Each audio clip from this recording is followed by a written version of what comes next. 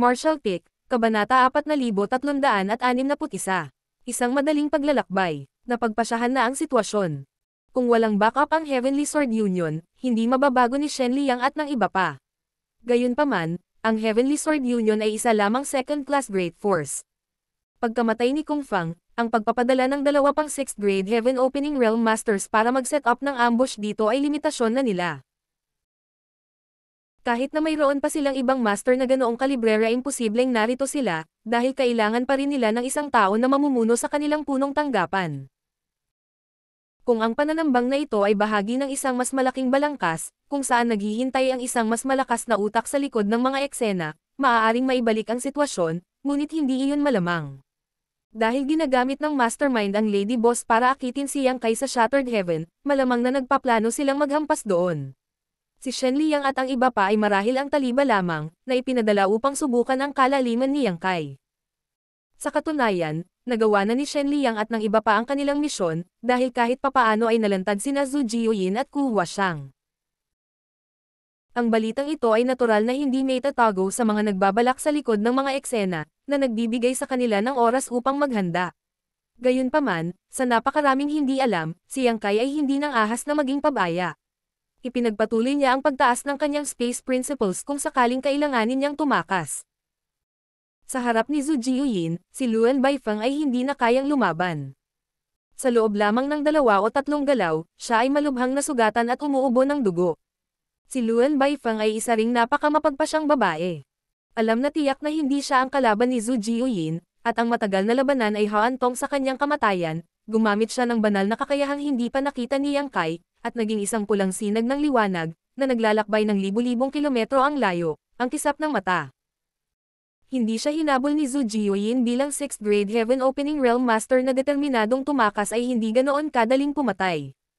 Hindi pa banggitin, nag-aalala rin si Zhu Jiuyin sa mga posibleng ambush na naghihintay sa kanya. Nang makitang hindi niya kayang patayin si Luan Baifeng sa maikling panahon, sumuko na lang siya at ibinaling ang tingin kay Shen Liang. Nanlumo si Shen Liang na halos lumuwa na siya ng dugo. Si Yuhi lang ay sapat na para pigilan siya, kaya sa pagsali ni Zhu Jiuyin, paano siya magiging kapareha nila?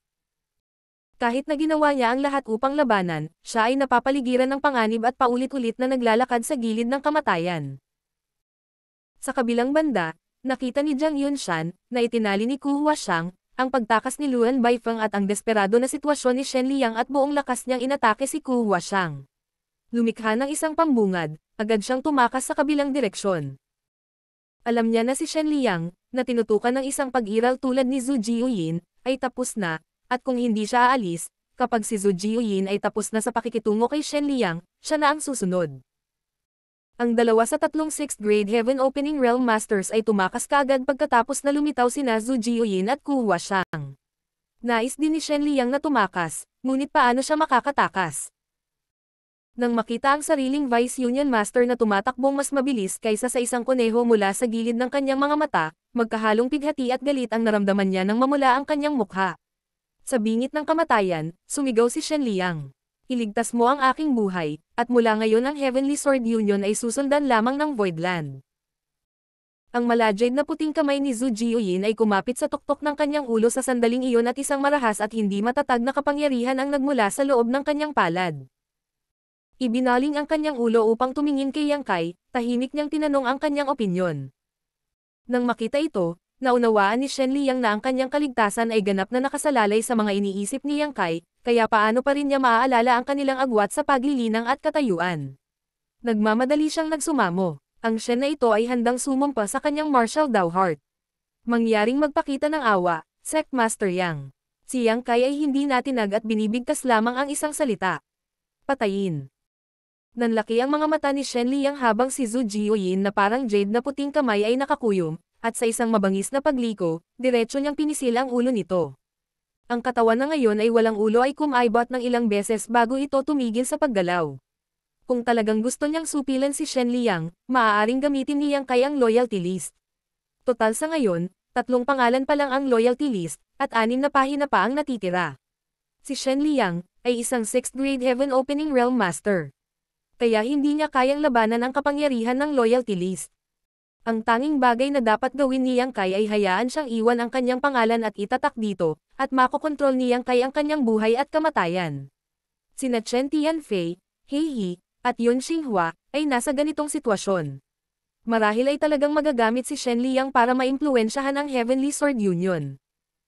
Gayunpaman, 2 beses nang inatake ng Heavenly Sword Union si Yang Kai, kaya paano niya sila mabibitawan ng ganoon kadali?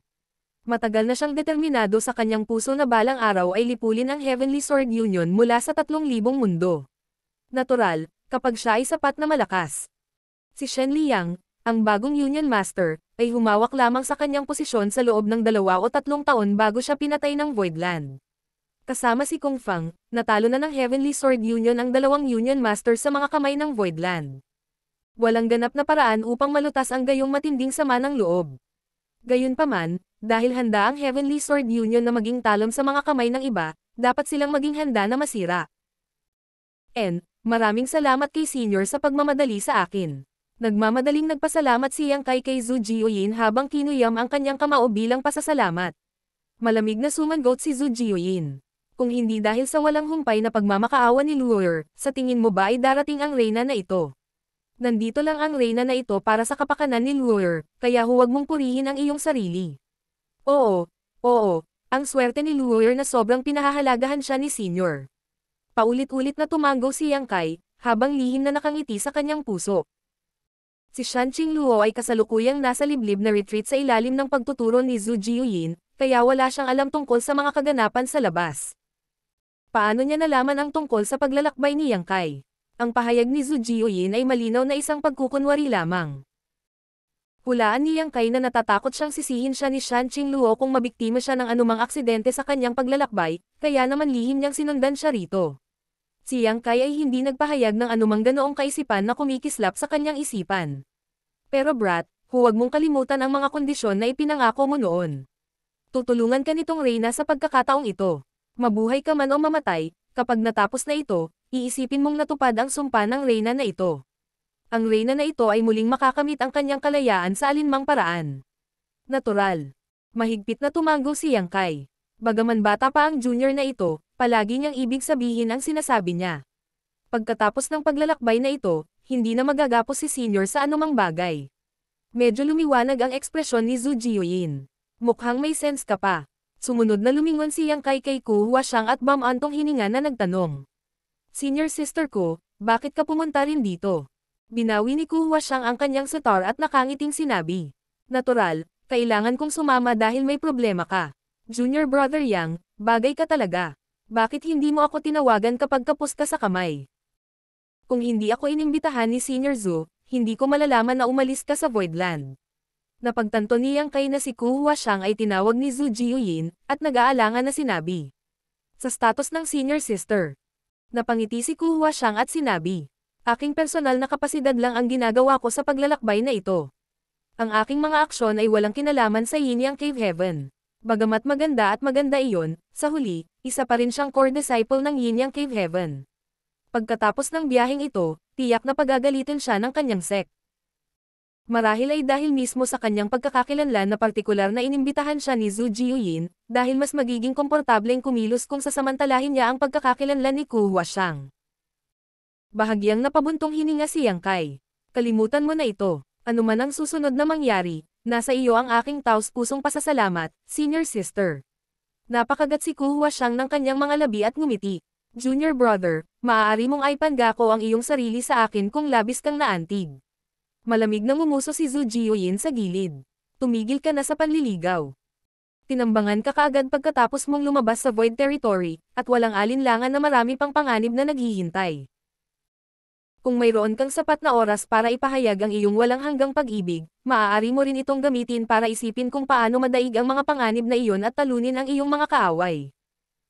Bahagyang umubo si Yang Kai at sinabing, dahil nagpakita na si Senior, dapat wala ng kahirapan sa daan, maliban kung gusto nilang labanan si Senior hanggang kamatayan. Ginamit na ng mga taong iyon ang Lady Boss para akitin ako palabas ng Voidland, kaya talagang susubukan nilang tapusin ako sa Shattered Heaven. Saglit na nag-isip si Zhu Jiuyin at nagsabi, ayon sa iyong mga haka-haka, dapat tayong maging ligtas hanggang sa makarating tayo sa Shattered Heaven. Naniniwala ako, pero hindi ako sigurado. Sa anumang kaso, mas mabuting kumilos tayo ng maingat. Ang pagsasabi niya ay kapareho ng hindi sinasabi. Binigyan siya ni Zhu Jiuyin ng isang blankong tingin. Kinamot ni Yang Kai ang kanyang ilong at sinabing, kahit ano paman, dapat muna tayong magpatuloy. Sa ngayon, isang hakbang lang ang magagawa natin sa bawat pagkakataon. Ang wooden shuttle ni Yuhi ay nasira sa labanan. Kaya ipinatawag ni Ku Huashang ang kanyang artifact ng flight type. Ang maliit na grupo ay pumasok sa artifact, pagkatapos ay nag-zoom ito sa unahan, kasunod ng patnubay ng universe chart. Kahit na dumaan sila sa sunod-sunod na Great Territory, wala ng mga tambangan, tulad ng inaasahan ni Yang Kai. Nakatakas sina Luan Baifeng at Zhang Yunshan mula sa nakaraang labanan, kaya ang balitang sinasamahan ni Zhu Jiuyin si Yang Kai ay tiyak na nakarating sa pandinig ng mga tao sa likod ng mga eksena. Ang lakas ni Zhu Jiuyin ay malapit sa lakas ng isang 8th grade Heaven Opening Realm Master, kaya kailangan nila ng higit sa 2 7th grade Heaven Opening Realm Masters para magkapit-bisig para harapin siya. Gaya ng sinabi ni Yang Kai, maliban kung gusto nilang labanan si Zhu Jiuyin hanggang sa kamatayan, hindi sila madaling atakihin.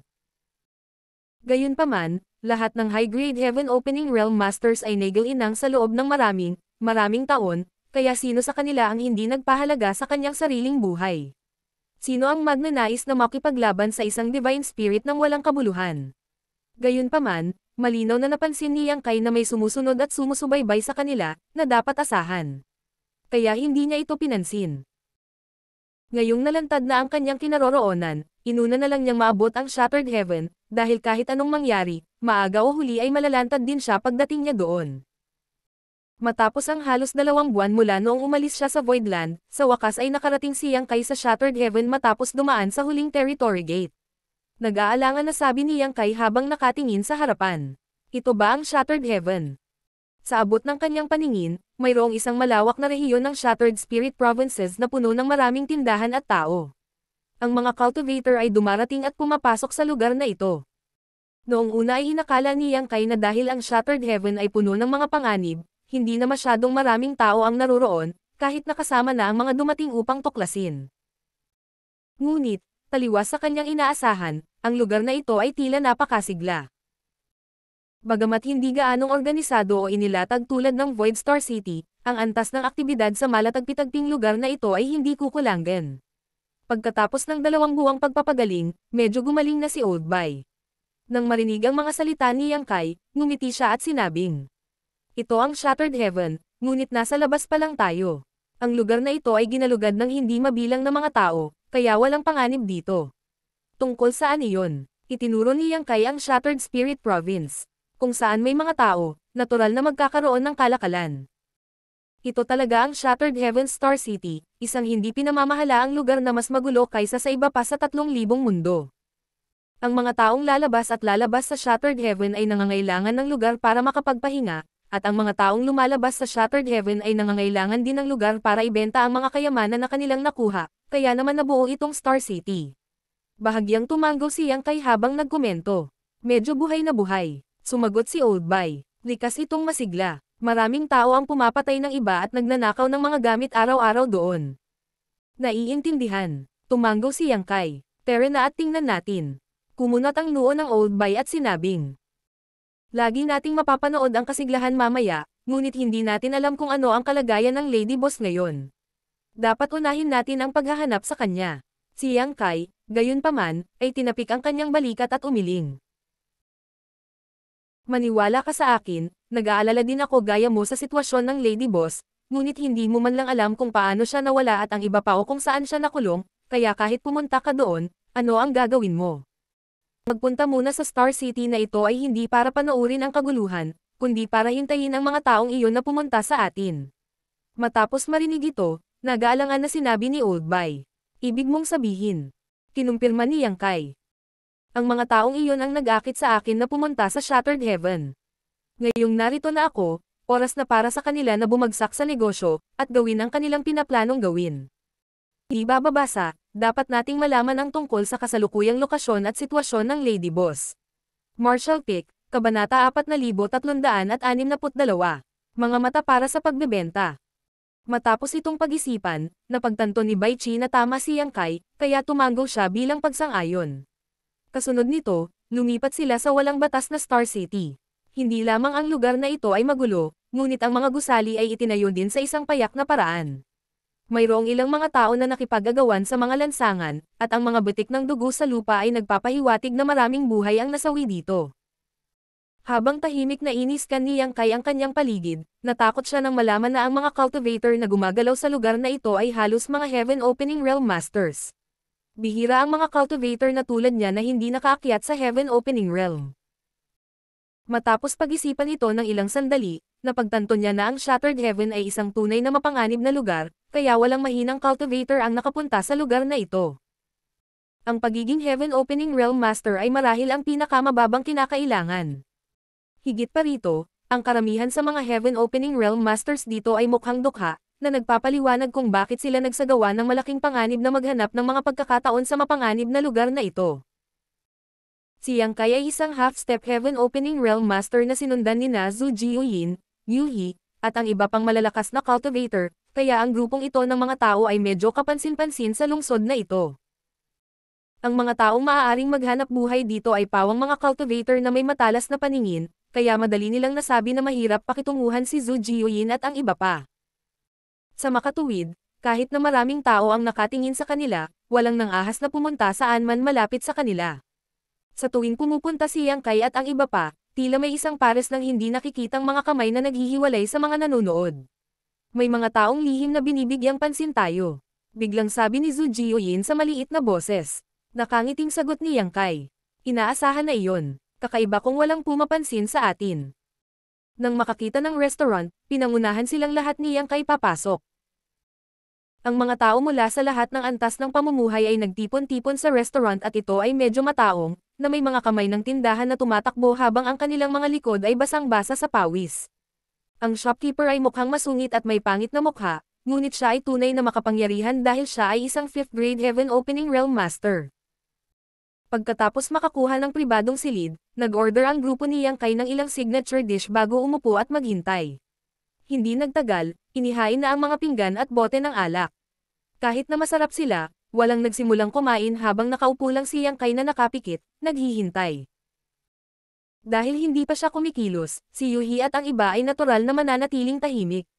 Sa kabilang banda, patuloy na namimilipit si Bai Qi na parang nakaupo sa mga pin at karayom. Kalahating taon na ang nakalipas mula nang magkaproblema ang Lady Boss, ngunit hanggang ngayon ay hindi pa rin nila nalaman ang kanyang kinaroroonan, kaya inaasahan na siya ay nangangamba. Makalipas lamang ang isang oras, biglang tumingin si Zhu Jiuyin kay Yang Kai, na tila napansin din ito at nagmulat ng kanyang mga mata. Walang imik na sinabi ni Zhu Jiuyin. Nandito siya. Dahan-daang nagpakawala si Yang Kai at sumagot. Mabuti. Kahit na inaliw niya si Bai Qi kanina, hindi siya kumpiyansa na lalabas ang mastermind para makita siya rito. Ang plano niya ay kung walang samipot pagkalipas ng isang araw, maaari lang niyang hilingin kay Bai Qi na akayin sila sa lugar kung saan nagkaroon ng gulo ang Lady Boss, pagkatapos ay hahanapin siya ng dahan-dahan. Ngayon, tila tama ang kanyang haka-haka. Dahil siya ay dumating sa Shattered Heaven gaya ng sinabi sa kanya, ang utak ay dapat na magpakita at magbunyag ng kanyang mga intensyon. Sunod-sunod na yabag ang narinig nila habang paakyat ng hagdan ang ilang tao sa mahinahong paraan. Bago pa man sila makarating, isang nakakagambalang aura ang nagsimulang tumagos sa lugar. Sumimangot si Yang Kai at ngumuso. Galing sila sa Myriad Demon's Heaven. Sigurado siya na ang aura ay Demon Chi dahil pamilyar siya rito. Matapos salakayin ng 100 Sects Alliance ang Voidland, nalaman ni Yang Kai na Myriad Demon's Heaven ang may kasalanan sa likod ng pagkubkob. Ngayon, ang utak sa likod ng insidente sa pagkakataong ito ay mula rin sa dakilang puwersang iyon, kaya tila lalong lumala ang alitan sa pagitan nila. Ilang sandali pa ay bumukas ang pinto mula sa labas. Tumangala si Yang Kai at nakita ang dalawang figure na papasok sa pribadong silid. Gaya ng inaasahan, sila ay mula sa Myriad Demon's Heaven habang sila ay nilamon ng itim na Demon Chi, na nag-alon at ikinubli ang kanilang mga mukha. Gayunpaman, naramdaman ni Yang Kai na ang taong nasa harapan ay ang parehong high-grade Heaven Opening Realm Master na lumitaw sa Voidland dati. Sa ngayon, ang lalaking ito ay sinundan ng isa pang Heaven Opening Realm Master, ngunit ang aura ng taong ito ay nagpapahiwatig na siya ay nasa 5th grade lamang. Sa pagharap sa gayong kakilakilabot na mga kaaway, si Yuhi at ang iba pa ay agad na tumayo mula sa mga upuan at tumayo sa likod ni Yang Kai upang protektahan siya. Sa kabilang banda, si Zhu Jiuyin ay nanatiling nakaupo sa isang walang awa na paraan, na parang hindi niya nakita ang mga taong pumasok. Kahit na ang nasa harapan ay natatakpan ng Demon Chi, malinaw na naramdaman ni Yang Kai na ang kabilang partido ay sinusuri siya gamit ang isang pares ng mga mata na tumutusok. Isang walang takot na si Yang Kai ang bumaling sa kanya, ngunit sa sumunod na sandali, naramdaman niya na ang Demon Chi ng taong iyon ay naging pag-ikot at sinipsip ang kanyang kaluluwa dito. Ito ay ganap na lampas sa kontrol ni Yang Kai habang naramdaman niya ang kanyang mga mata nang biglang uminit. Ang Demon Eye of Annihilation sa kanyang kaliwa at ang Black Purgatory Eye sa kanyang kanan ay nagpakita ng kanilang mga sarili. Sa sandaling iyon, ang kanyang ginintoang mata ay maliwanag habang ang kanyang itim na mata ay napakaitim. Noon lang, marahang pinitik ni Zhu Jiuyin ang baso ng alak sa harap niya. Kasunod ng isang kalansing, isang ripple ang kumalat sa isip ni Yang Kai na parang kislap ng liwanag na pumupunit sa kadiliman, na nagpalaya sa kanya mula sa kakaibang kalagayang iyon. Nagmamadaling bumaba si Yang Kai at ipinikit ang kanyang mga mata, na parang nasusunog. Iginagalang kita bilang isang panauhin, ngunit kung maglakas loob kang gumawa ng isang eksena, huwag mong sisihin ang reyna na ito na naging bastos sa iyo. Binigyan siya ni Zhu Jiuyin ng babala ng walang kibo. Ang high-grade Heaven Opening Realm Master mula sa Myriad Demons Heaven ay ngumiti at ikinulong ang kanyang kamao. Binabati ng Myriad Demons Heaven, Tizing, si Senior Sister Zhu. Ang dahilan kung bakit ako nagsagawa ng ilang pagsisiyasat ngayon ay dahil mayroon akong ilang mga pagdududa, kaya sana ay mapatawad mo ako. Kahit na natatakpan siya ng nakakatakot na Demon Chi, medyo magalang siya kapag nagsasalita, hindi tulad ng pagiging hambog niya sa Voidland noon. Tila hindi siya mangangahas na maging mapangahas sa harap ng isang Divine Spirit. Pagkatapos ng lahat, siya ay dumanas ng isang atraso dahil kay Zhu Jiuyin noon. Ngumuso si Zhu Jiuyin. Pagkatapos, lumingon si Tizing kay Yang Kai at malumanay na tumango. Sa huling pagkikita natin, ang monarch na ito ay nag-usisa kung bakit ka naglabas ng aura na dapat ay exclusive sa Myriad Demons Heaven. Ngayon, ito ay tila ang kaso. Demon Eye of Annihilation at Black Purgatory Eye. Haha, ang dalawang ito ay napaka-obtuse ay secret techniques mula sa aming mahusay na puwersa na hindi kailanman itinuro sa mga tagalabas. Kahit na sa loob ng Myriad Demons Heaven, bihira ang sinumang matagumpay na nalinang ang isa sa dalawang secret techniques, lalo na ang nakabisado ang dalawa. Saan mo natutunan itong ay secret techniques? Bahagyang natigilan si Yang Kai, ngunit hindi niya hinayaang ipakita ang kanyang emosyon sa kanyang mukha at simpleng sumagot. Hindi ko alam kung ano ang sinasabi mo. Ang kanyang dalawang ay secret techniques ay nagmula sa Great Demon God na si Mo Sheng. Nang ang pisikal na katawan ni Mo Sheng ay nawasak sa nakaraan, ang kanyang mga mata ay napadpad sa kawalan at napunta sa malayo. Sa paglipas ng panahon, nagkakaroon sila ng sariling sentido at buhay. Ang isa sa kanila ay naging Great Demon God ng Tongzuan Realm habang ang isa naman ay naging isang higanteng halimaw na may isang mata. Nagkaroon ng pagkakataon para kay Yang Kai nang una niyang nakuha ang Demon Eye of Annihilation, na sinundan ng Black Purgatory Eye, na kung paano niya pinagkadalubhasaan ang parehong eye secret techniques. Sa sandaling nalaman ni Yang Kai na mayroong Myriad Demons Heaven sa 3,000 worlds, binalaan niya ang kanyang sarili na mag-ingat kung makakatagpo siya ng sinuman mula sa dakilang puwersang iyon upang hindi mabunyag ang kanyang mga sikreto. Maaaring hindi alam ng mga mula sa dakilang puwersang iyon na kalaunan ay binawian ng buhay si Mo Sheng sa Star Boundary, ngunit kung ipapakita niya ang dalawang eye secret techniques mula sa Great Demon God, maaakit nito ang atensyon ng mga mula sa dakilang puwersang iyon. Sa katunayan, naging maingat si Yang Kai dahil bihira niyang gamitin ang eye secret techniques na ito, hindi niya inaasahan na napansin na pala sila ni Tizing noong dumating siya sa Voidland dati. Sa ilang pagsisiyasat sa pagkakataong ito, madali niyang nalaman ang mga sikreto ni Yang Kai. Parehong ang Demon Eye of Annihilation at Black Purgatory Eye ay secret techniques na nagmula sa Myriad Demons Heaven, kaya ang pangunawa ng kabilang partido sa dalawang eye secret technique ay dapat na mas malaki kaysa kay Yang Kai. Dahil dito, hindi niya nagawang pigilan ang inspection ni Tizing. Sa isang mahinang ngiti, umupo si Tizing at sinabing, "Walang kabuluhan para sa iyo na tanggihan ito dahil ang mga katangian ng dalawang eye secret technique na ito ay masyadong kapansin-pansin. Kahit na ang monarch na ito ay hindi kailanman nilinang ang mga ito, mayroong isang bilang ng mga tao sa aming mahusay na puwersa na nakabisado ang mga secret technique na ito. Kaya naman madali ko silang nakikilala. Gayunpaman, may isang bagay na hindi ko maintindihan. Hindi ka isang alagad mula sa aming mahusay na puwersa, kaya paano mo natutunan ang mga diskarteng ito? Sa paglipas ng mga taon, kakaunti lamang sa mga disipulo mula sa ating dakilang puwersa ang may kakayahan na matutunan ang mga secret technique na ito, at sila rin ang pinakatalentadong tao sa Myriad Demon's Heaven. Pagkatapos niyang magsalita, ang Demon Chi sa paligid niya ay nawala at inihayag ang kanyang mukha. Habang nakatitig siya sa mga mata ni Yang Kai, dinilaan niya ang kanyang mga labi at sinabing, "Itong monarch ay interesado sa iyong mga mata. Bakit hindi mo ibenta sa akin? Mag-aalok ako ng makatwirang presyo." Walang imot na tanong ni Yang Kai. "Interesado rin ako sa iyong ulo. Ibebenta mo ba sa akin?" Ngumisi si Tizing. "Medyo matapang ka." Gayunpaman, kahit na mayroon kang mga secret technique na ito, hindi mo ganap na maisaaktibo ang kanilang mga kapangyarihan ng walang pangunahing secret art. Higit pa rito, hindi ka isang alagad mula sa aming dakilang puwersa. Sayang naman kung hawak mo itong mga mata mo. Wala kang pakialam. Umiling si Yang Kai. Sinuri siya ni Tizing at umiling din. Nakakahiya, hindi ka pipilitin ng monarch na ito dahil hindi ka handang ibenta ang iyong mga mata. Sa anumang kaso, ayos lang ako kung sasali ka sa aming dakilang puwersa. Iniangat ni Yang Kai ang kanyang noo.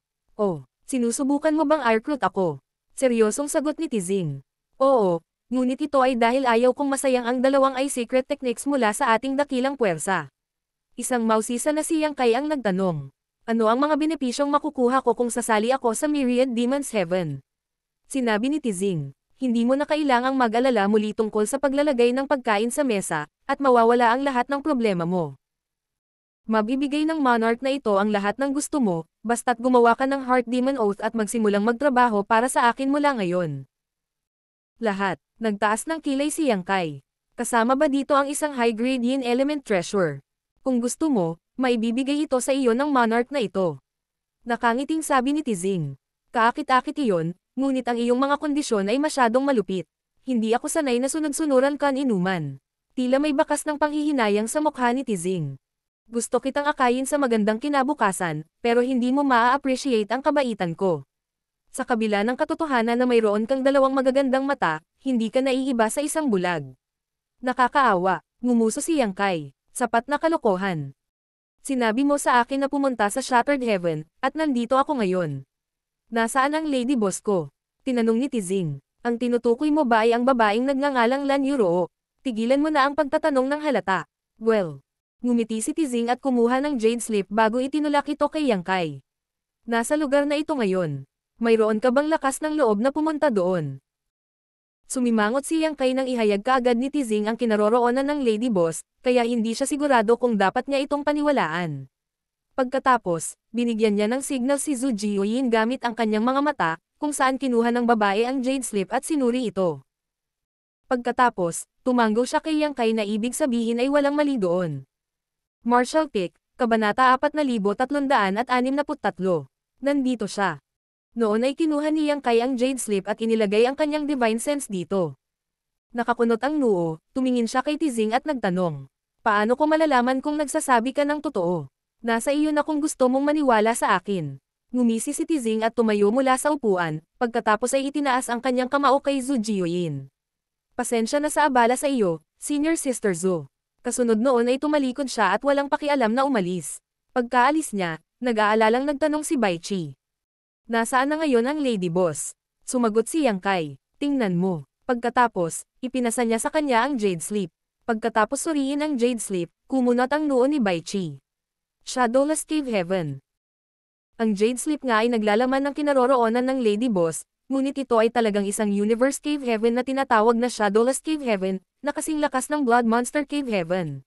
Pareho silang mga Universe Cave Heaven na naiwan ng 8th Grade Heaven Opening Realm Masters pagkatapos nilang pumanaw. "Old Bai, sa tingin mo ba maniniwala tayo sa impormasyon sa jade slip na ito?" Tanong ni Yang Kai. Sumagot si Bai Qi. "Malamang na totoo ito. Ang lokasyon na minarkahan sa jade slip na ito ay kung saan nawala ang Lady Boss at ang iba pa noon. Ipinapaliwanag nito kung bakit sila nawala kung talagang nahulog sila sa isang Universe Cave Heaven. Gayunpaman, hindi ko pa narinig ang Shadowless Cave Heaven dati." Sinabi ni Yuhi. "Nabalitaan na maraming high-grade Heaven Opening Realm Masters ang namatay sa Shattered Heaven. Pagkatapos nilang mamatay, nag-iwan sila ng maraming Universe Cave Heavens at Universe Paradises. Kaya, inaasahan na hindi mo pa ito narinig, ngunit ano?" Lumingon sa kanya si Yang Kai. Ang Universe Cave Heavens at Universe Paradises ay karaniwang selyado mula sa labas ng mundo. Walang makakahanap ng mga pasukan maliban kung napakaswerte nila. Dahil ang mga taong iyon ay maaaring magpahulog kay Elder Sister Land sa Shadowless Cave Heaven na ito, malamang na nangangahulugan ito na mayroon na silang kontrol sa pasukan nito. Nang biglang may naisip si Yang Kai at pinaikit ang kanyang mga mata habang nagtanong. Old Boy, sinabi mo na ang dahilan kung bakit napunta ang Lady Boss sa Shattered Heaven ay dahil naghahanap siya ng high-grade yin element treasure para sa akin. Paano mo lahat nasagasaan? Ikaw ba mismo ang nakakaalam nito? Sumagot si Baichi. Ang Lady Boss na kahit papaano ay nakabalita nito. Sa palagay mo ba ay may sadyang nag-leak ng balita ng isang high-grade yin element treasure para akitin ang Lady Boss sa bitag na nagdala sa kanya sa Shadowless Cave Heaven? Antong hininga si Yang Kai. Sa tingin ko, hindi ito nagkataon. Mukhang nakadiscover talaga sila ng portal papunta sa Shadowless Cave Heaven. At least, marunong silang pumasok. Ang mga pamana ng Cave Heavens at Paradises ay napakayaman, kaya hindi kakaiba na makokontrol nila ang pasukan sa Shadowless Cave Heaven, at hindi rin mahirap para sa kanila na gamitin ito para bitag ang Lady Boss at akitin si Yang Kai sa Shattered Heaven. Kung ganoon, pupunta ka pa ba? Binaril ni Zhu Jiuyin si Yang Kai nang may masamang tingin. Ang dahilan kung bakit bukas palad nilang sinabi sa iyo ang lokasyon ay dahil nag-set up sila ng bitag. Kahit na sumama ang Reyna sa iyo, hindi ko masisiguro ang kaligtasan mo. Baka mawalan ka ng buhay dyan. Kinagat ni Yang Kai ang kanyang mga labi at sinabing, handa na ako para dyan bago ako pumunta rito. Wala nang balikan ngayon. Hindi alintana kung gaano kadelikado ang daan sa unahan natin, kailangan kong sumulong. Tinitigan siya ni Zhu Jiuyin at mahinahong sinabi, huwag kang mag-alala, kung mawawalan ka ng buhay doon, ililibing ko man lang ang bangkay mo. Nasaktan si Yuhi at pinandilatan siya. Tara na. Sabi ka kung malaman kung anong uri ng kamanghamanghang bitag ang itinakda nila para sa akin. Tumayo si Yang Kai mula sa kanyang upuan nang walang pag-aalinlangan. Matapos kumalas sa labas ng restaurant, tinungo nila ang exit ng Star City. Si Yang Kai ay nagpakita ng tame-time na ekspresyon habang nag-aalala siya sa Lady Boss. Hindi mabilang na ideya ang sumagi sa kanyang isipan habang pinag-iisipan ang mga pangyayaring maaaring marating niya, ngunit ilang sandali pa, napagtanto niyang may nakatitig sa kanya. Nang magtama ang kanilang mga mata, nagulat si Yang Kai saglit. May isang medyo may edad na lalaki sa kabilang kalye na bakas sa mukha niya ang hindi makapaniwala. Tila hindi niya inaasahan na makakabangga niya si Yang Kai sa lugar na ito. Kasunod niyon, bumangon ang sama ng loob sa lalaking ito at ang kanyang mga mata ay tila nagagawang pumutok ng walang katapusang puot at puot. Iminungkahi ng kanyang ekspresyon na sabik siyang balatan si Yang Kai ng buhay at inumin ang kanyang dugo. Gayunpaman, nang mapansin niya ang mga tao sa paligid ni Yang Kai, napakunot ang noo niya. Kahit na ang mga aura ni Zhu Jiuyin at ng iba pa ay nakatago, maliwanag sa lalaking ito na mahihirapan silang harapin. Dahil sa kanyang kapangyarihan ngayon, hindi niya nagawang patayin si Yang Kai para makapaghiganti. Habang inililibot niya ang kanyang tingin sa paligid, bumaril siya patungo sa exit ng Star City. Sundan siya, sigaw ni Yang Kai at hinabol ang lalaki. Sa kabila ng katotohanang si Zhu Jiuyin at ang iba pa ay walang ideya kung ano ang nangyayari, agad pa rin nilang sinundan si Yang Kai. Pagkaalis ng Star City, tumangala sila at nakita nila ang isang sinag ng liwanag na pumapasok sa kailaliman ng kawalan. Mabilis na ipinatawag ni Ku Huashang ang kanyang artifact ng flight type, pagkatapos ay sumakay sila at humabol sa kanya. Isang naguguluhan na si Zhu Jiuyin ang nagtanong, Brat, sino ang lalaking iyon? Bigyan mo ako ng sandali para makapag-isip. Sumimangot si Yang Kai nang hindi sinasagot ang kanyang tanong. Hindi mabilang na alaala ang sumagi sa kanyang isipan, at ilang sandali lang, tila may naisip siyang. Nakuha ko. Isang naiinip na si Zhu Jiuyin ang nagtanong. Ano ang ibig mong sabihin? Ngumisi si Yang Kai. Baka makapag-recruit tayo ng ilang katulong. Curious na tanong ni Baichi. Mga katulong. Lahat sila ay napatingin sa kanya na nagtataka dahil hindi nila maintindihan kung bakit siya humahabol sa isang taong walang kinalaman sa bagay na iyon sa halip na dumiretso sa kinalalagyan ng Lady Boss. Pagkatapos magpakawala ng hininga, tumingin si Yang Kai kay Ku Huashang at nagtanong. Naaalala mo ba ang Abundant City, senior sister ko? Nakangiting sumagot si Ku Huashang. Siyempre ginagawa ko, doon pa kami nabihag. Hindi ba ang mga taong naninirahan sa Voidland ngayon? Madalas niyang binisita ang Voidland sa mga nakaraang taon, kaya ilang beses na niyang nakita si Momei at ang iba pa. Noong siya at si Yang Kai ay banihag sa Abundant City, nakilala nila si Momei at ang iba pang mga naninirahan sa lungsod at nalaman ang kanilang mga sitwasyon. Ang mga ninuno ng Abundant City ay itinanam ng Blood Principle Restriction ng Blood Monster Divine Monarch, kaya ang kanilang mga inapo ay kailangang manirahan sa Blood Monster Cave Heaven sa buong buhay nila. Kung wala ang sustansya mula sa aura ng Cave Heaven, agad silang mawawalan ng buhay. Noon, nakipagsanib puwersa ako sa Black Crow Divine Monarch at nakakuha ng secret technique na makakapagresolba sa Blood Principle Restriction. Matapos ang pagbagsak ng Blood Monster Cave Heaven, nakabalik ako sa Abundant City sa tamang panahon at inilabas si Momei at ang iba pa, sa kalaunan ay dinala ko sila upang manirahan sa Voidland. Gayunpaman, noong mga bihag pa kami, may isang elder mula sa Abundant City na nagtangkang patayin ako. Naaalala mo ba iyon, senior sister ko? Matapos itong pag-isipan, tumanggo si Ku Huashang. Pinangalanan siyang Tan Luoxing, tama ba?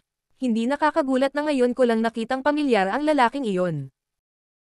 Nang makita ni Tan Luoxing ang wooden token na ibinigay kay Yang Kai ng Lady Boss sa nakaraan, tinangka niyang patayin siya ng tahasan. Gayunpaman, si Tan Luoxing ay nabigo ng husto at hindi nagtagal ay pilit na binuksan ang defensive grand array ng lungsod at tumakas dahil nag-aalala siyang maparusahan siya. Pagkatapos noon, lumusab ang Golden Gorilla King sa Abundant City at gumawa ng eksena. Ang taong nakita ni Yang Kai ngayon ay si Tan Luoxing na tumakas mula sa Abundant City. Pagkatapos ng kanyang mga salita, nagtanong si Ku Huashang na naguguluhan. May isang bagay na hindi ko maintindihan, Junior Brother Yang. Si Tan Luoxing ay tumakas ng maaga, kaya hindi dapat siya nakaligtas. Matapos gumuho ang Blood Monster Cave Heaven, ang lahat ng mga cultivator sa lugar na iyon ay dapat na namatay maliban sa mga mula sa Abundant City na nagawa mong iligtas. Nakangiting sinabi ni Yang Kai. Ang tanging posibilidad ay naalis din ang kanyang Blood Principle Restriction. Ngunit sino ang maaaring tumulong? Bago natapos ni Ku Huashang ang kanyang mga salita, lumiwanag ang kanyang tingin nang maisip niya ang lahat. Sinabi pa ni Yang Kai. Tama, may isa pang tao na makakapagresolba sa Blood Principle Restriction maliban sa akin. Nakumpleto ni Ku Huashang ang kanyang pangungusap. Black Crow Divine Monarch. Napangiti si Yang Kai. Bagay talaga siya. Marami na siyang napatay na disipulo mula sa Cave Heavens at Paradise sa Blood Monster Cave Heaven. Matapos ang pagbagsak ng Blood Monster Cave Heaven, ang lahat ng Cave Heavens at Paradises ay nakuha ng hangin ng Black Crow Divine Monarch at nagsimulang manghuli sa kanya. Noong una, naisip ko na baka namatay siya sa Blood Monster Territory. Ngayon, parang hindi lang siya nabubuhay at sumipa pa, pero nakarating na rin siya sa Shattered Heaven. Pagkatapos ng ilang sandali ng pag-iisip, tumanggo si Yang Kai. Sigurado akong nasa Shattered Heaven siya ngayon. Ang kanyang buhay ay dapat na mas masahol pa kaysa sa akin dahil siya ay aktibong tinutugis ng Cave Heavens and Paradises. Walang kahit saan sa 3,000 mundo na mapupuntahan niya maliban sa Shattered Heaven kung saan walang anuman kundi kaguluhan. Ulong siya. Napansin mo ba, senior sister ko? Si Tan Luoxing ay isa ring Heaven Opening Realm Master ngayon. Tumanggo si Ku Huashang. 5th grade. Sinabi pa ni Yang Kai. Walang paraan na matutulungan ng Black Crow Divine Monarch si Tan Luoxing na lutisin ang kanyang Blood Principle Restriction dahil sa kabaitan. Alam niyang nag-iisa siya, kaya kailangan niyang mag-recruit ng ilang mga subordinate. Bilang 5th grade Heaven Opening Realm Master, sapat na makapangyarihan si Tan Luoxing para magamit bilang isang pawn. Higit pa rito, sa Blood Monster Cave Heaven, ang Abundant City lamang ang nakagawa ng napakaraming Heaven Opening Realm Masters.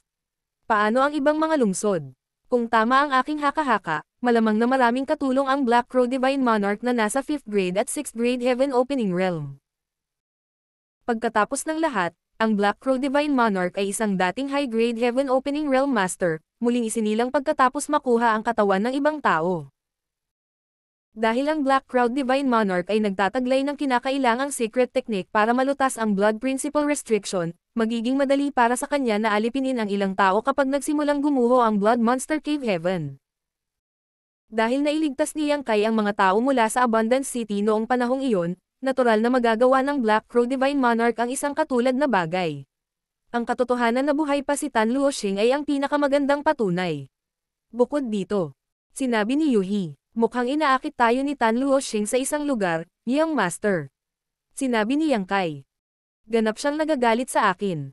Matapos ang kanyang nabigong pagtatangka na patayin ako noon, napilitan siyang tumakas sa Abundant City at nawalan ng tirahan. Noong nakita niya ako sa Star City ngayon lang, hindi siya maglalakas loob na kumilos dahil lahat kayo ay nasa paligid ko.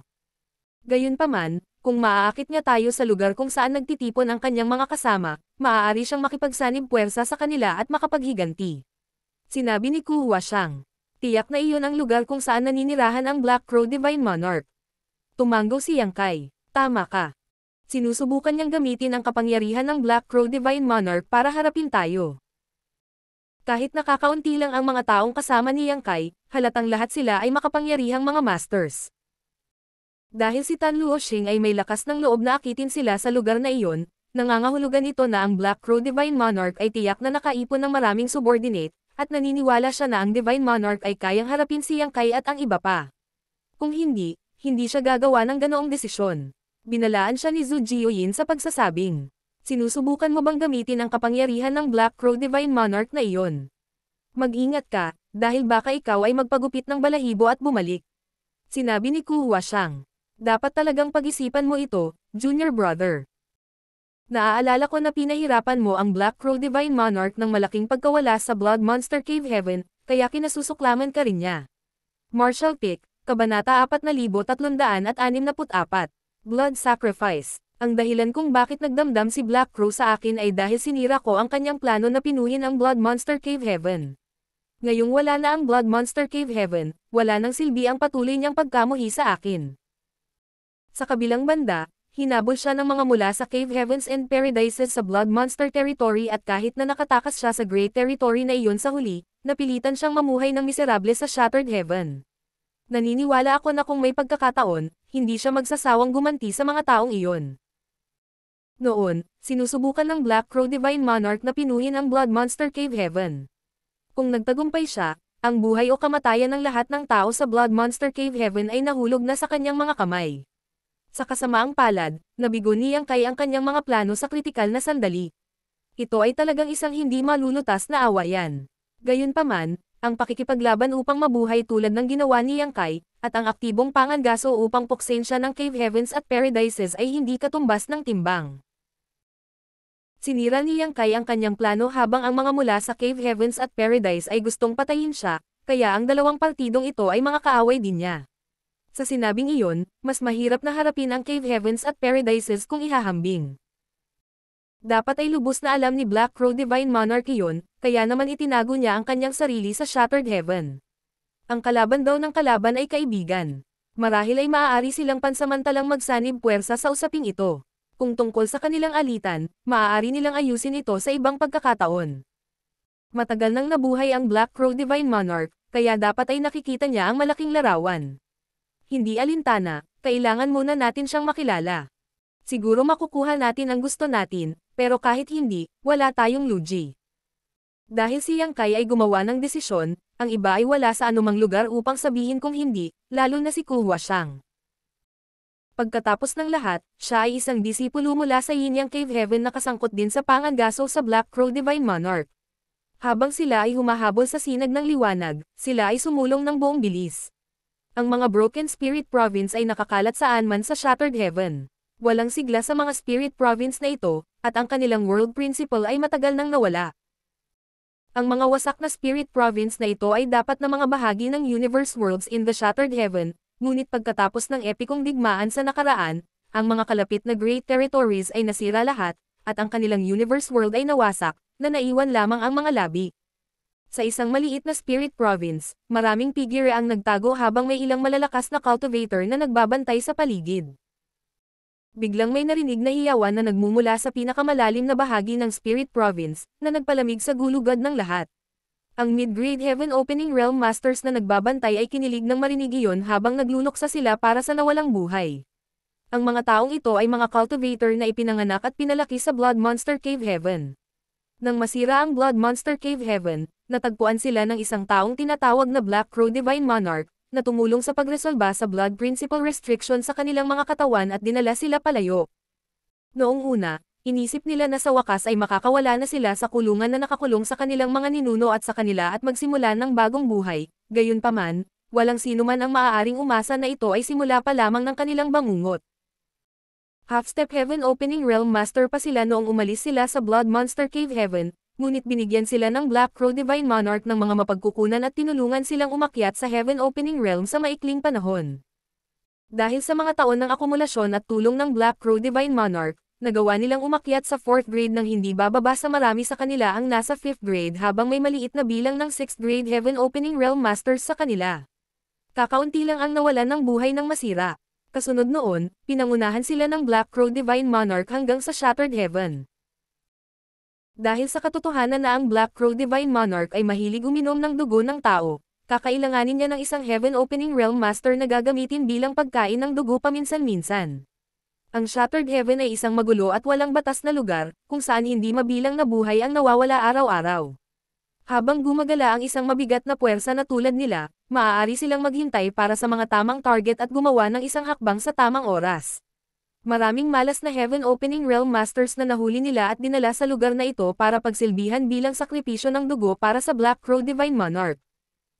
Gayunpaman, kahit na sila ay makapangyarihan, may mga pagkakataon na hindi sila pinalad na makahanap ng anumang target. Para sa panahong tulad nito, pipiliin ng Black Crow Divine Monarch ang isa sa kanila upang maging sakripisyo ng kanyang dugo.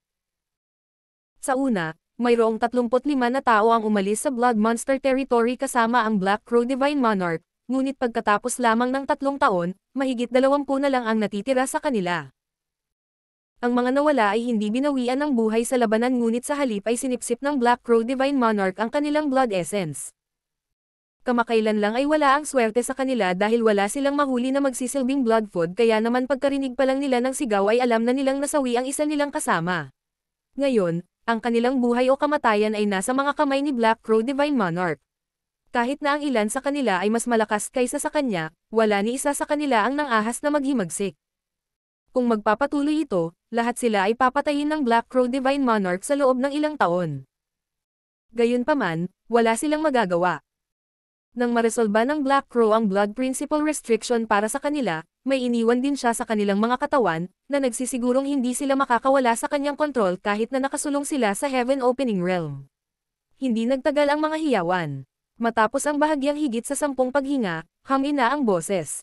Ang Heaven Opening Realm Master sa Spirit Province ay nagpakita ng walang pakialam na mga ekspresyon dahil nakasanayan na nila ito.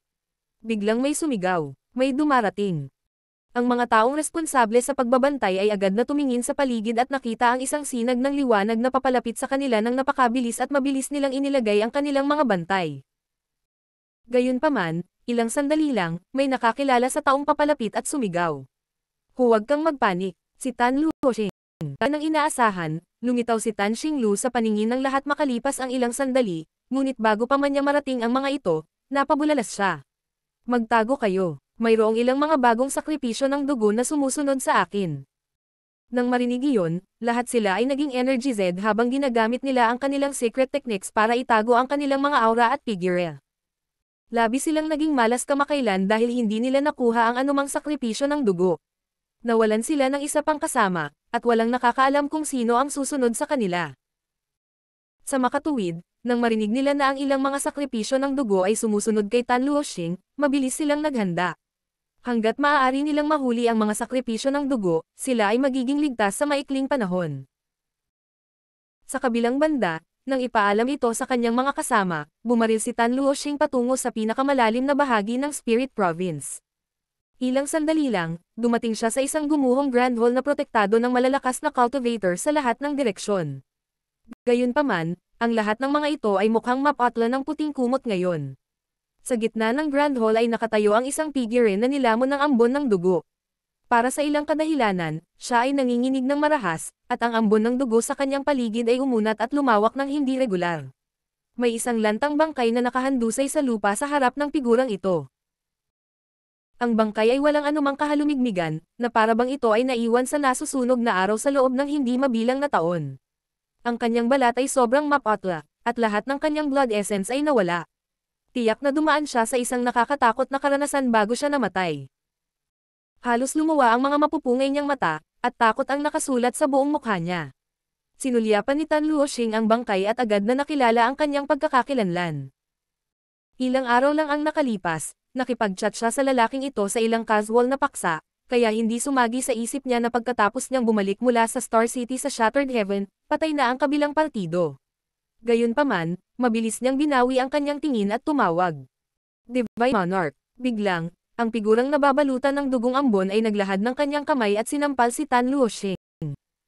Napakalakas ng sampal kaya napabalikwas siya ng ilang beses sa hangin, at nang bumagsak siya sa lupa, namamaga ang kalahati ng mukha niya habang nabali ang ilan sa kanyang mga ngipin.